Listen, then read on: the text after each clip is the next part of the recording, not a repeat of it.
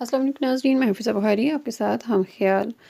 رسول اللہ صلی اللہ علیہ وآلہ وسلم نے فرمایا، بعد نماز فجر اور بعد نماز مغرب 7 مرتبہ اپنی جگہ سے حرکت کرنے سے پہلے اور کسی سے بات کرنے سے پہلے 7 مرتبہ پڑھے بسم اللہ الرحمن الرحیم ولا حول ولا قوة الا باللہ العلی العظیم۔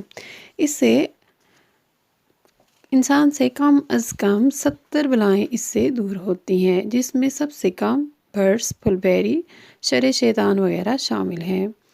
امام علی رضا علیہ السلام فرماتے ہیں کہ 100 مرتبہ بعد نماز پڑھنے سے انسان اللہ تعالیٰ کے اسم اعظم سے اتنا قریب ہو جاتا ہے کہ آنکھ کی سیاہی اس کی سفیدی کے قریب نہیں ہے۔